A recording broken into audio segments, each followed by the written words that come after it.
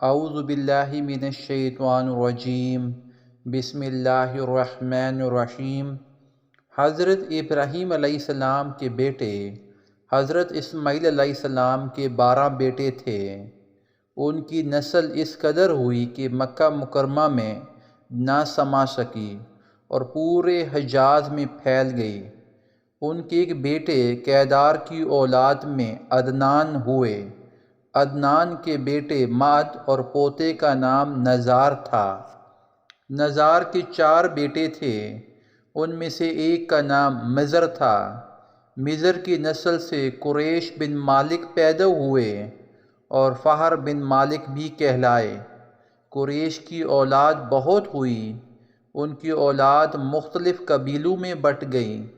ان کی اولاد سے کسا نے اقتدار حاصل کیا۔ کسا کے آگے 3 بیٹے ہوئے، ان میں سے ایک عبد مناف تھے، جن کی اگلی نسل میں ہاشم پیدا ہوئے۔ ہاشم نے مدینہ کی ایک سردار کی لڑکی سے شادی کی۔ ان کے یہاں ایک لڑکا پیدا ہوا، اس کا نام شیبہ رکھا گیا۔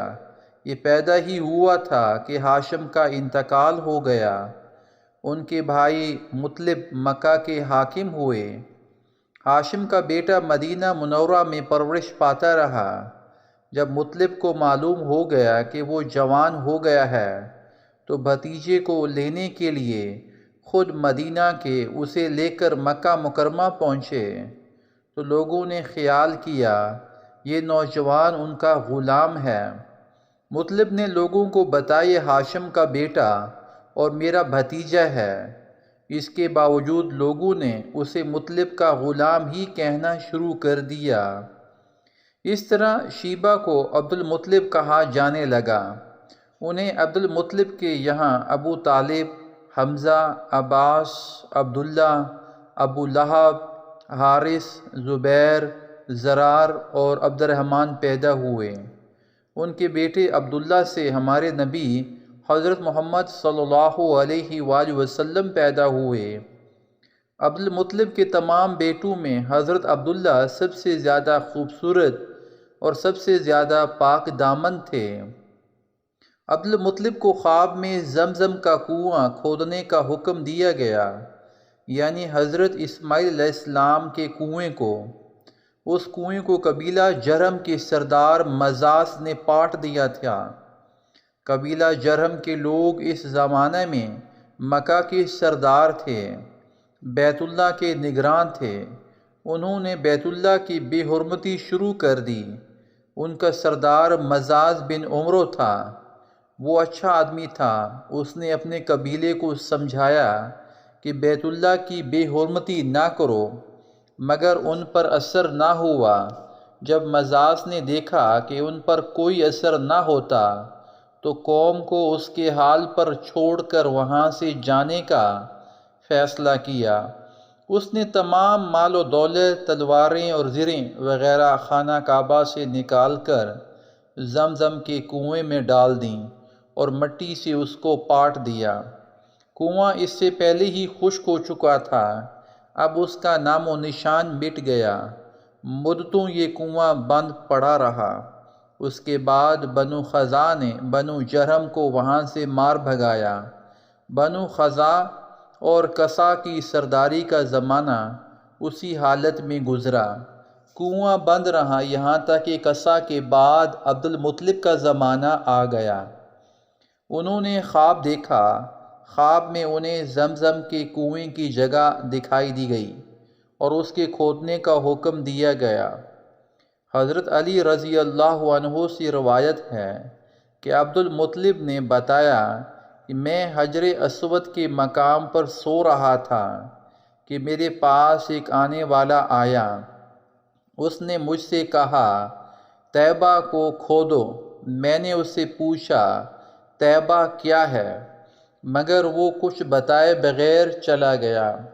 دوسری طرف رات پھر خواب میں وہی شخص آیا، کہنے لگا برا کو کھودو۔ میں نے پوچھا برا کیا ہے، وہ کچھ بتائے بغیر چلے گیا۔ تیسری رات میں اپنے بستر پر سو رہا تھا کہ پھر وہ شخص خواب میں آیا۔ اس نے کہا مظنونہ کھودو۔ میں نے پوچھا مظنونہ کیا ہے؟ وہ بتائے بغیر چلا گیا۔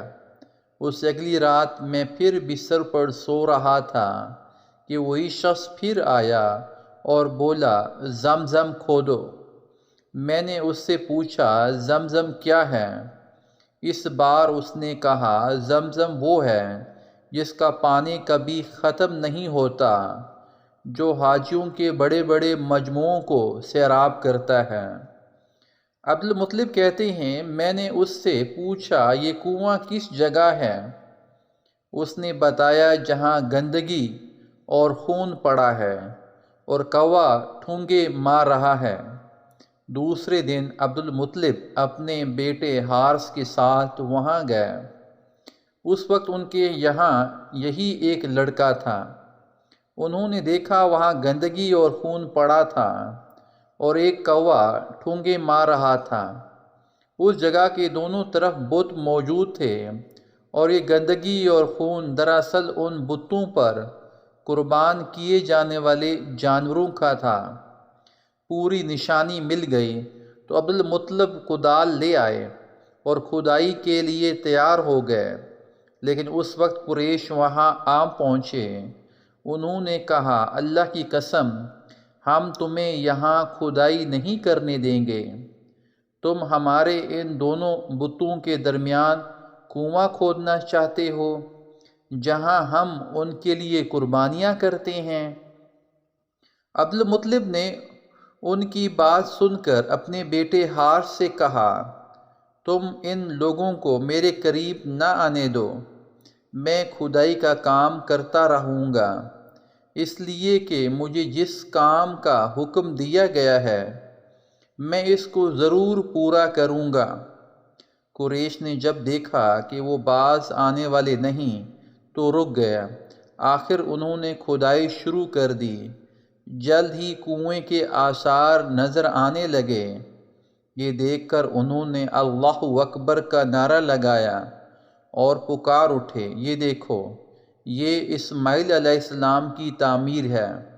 جب قریش نے یہ دیکھا کہ انہوں نے کنواں تلاش کر لیا تو ان کے پاس آ گئے اور کہنے لگے عبدالمطلب اللہ کی قسم یہ ہمارے باپ اسماعیل علیہ السلام کا کنواں ہے اور اس پر ہمارا بھی حق ہے، اس لیے ہم اس میں تمہارے شریک ہوں گے۔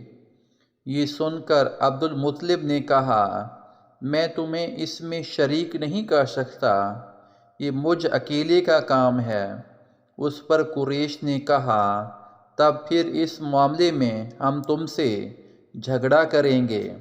عبدالمطلب بولے کسی سے فیصلہ کروا لو۔ انہوں نے بنو سعد ابن حزیم کی کاہنہ سے فیصلہ کرانا منظور کیا۔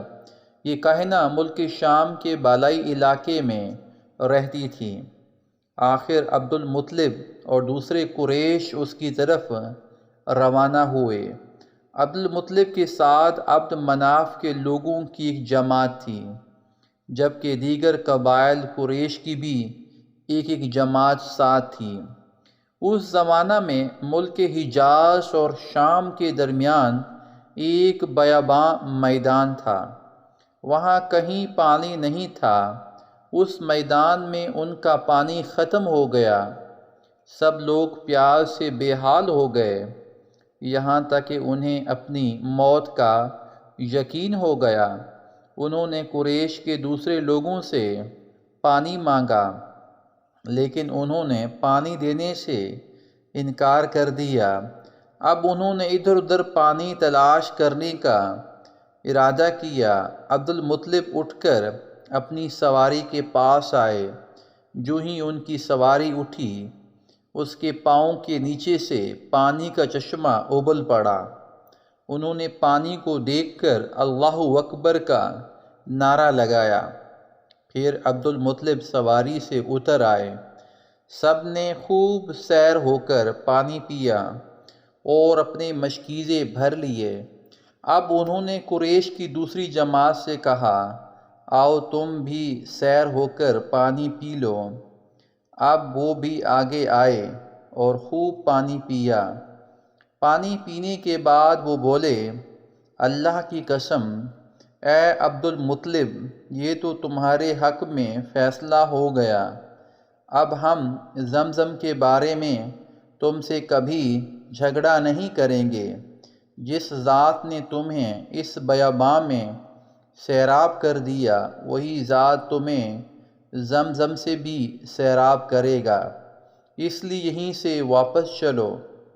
اس طرح قریش نے جان لیا کہ اللہ تعالیٰ عبد المطلب پر مہربان ہے، لہٰذا ان سے جھگڑنا بے سود ہے اور کاہنہ کے پاس جانے کا کوئی فائدہ نہیں۔ چنانچہ سب لوگ واپس لوٹے۔ واپس آ کر عبد المطلب نے پھر کنویں کی کھدائی شروع کی۔ ابھی تھوڑی سی کھدائی کی ہوگی کہ مال، دولت، تلواریں اور زریں نکل آئیں۔ اس میں سونا اور چاندی وغیرہ بھی تھیں۔ یہ مال و دولت دیکھ کر قریش کے لوگوں کو لالچ نے آ گھیرا۔ انہوں نے عبد المطلب سے کہا، عبد المطلب، اس میں ہمارا بھی حصہ ہے۔ ان کی بات سن کر عبد المطلب نے کہا، نہیں، اس میں تمہارا کوئی حصہ نہیں، تمہیں انصاف کا طریقہ اختیار کرنا چاہیے۔ آؤ 500 کے تیروں سے کرا ڈالیں۔ انہوں نے ایسا کرنا منظور کر لیا۔ 2 تیر کعبے کے نام سے رکھے گئے، 2 عبد المطلب کے اور 2 قریش کے، باقی لوگوں کے نام کے۔ پانسا پھینکا گیا تو مال اور دولت کعبہ کے نام نکلا، تلواریں اور زریں عبد المطلب کے نام، اور قریشیوں کے نام کے جو تیر تھے وہ کسی چیز پر نہ نکلے۔ اس طرح فیصلہ ہو گیا۔ عبد المطلب نے کعبے کے دروازے کو سونے سے سجا دیا۔ زمزم کی کھدائی سے پہلے عبد المطلب نے دعا مانگی تھی کہ اے اللہ، اس کی کھدائی کو مجھ پر آسان کر دے، میں اپنا ایک بیٹا تیرے راستے میں ذبح کروں گا۔ اب جب کہ کنواں نکل آیا تو انہیں خواب میں حکم دیا گیا، اپنی منت پوری کرو، یعنی ایک بیٹے کو ذبح کرو۔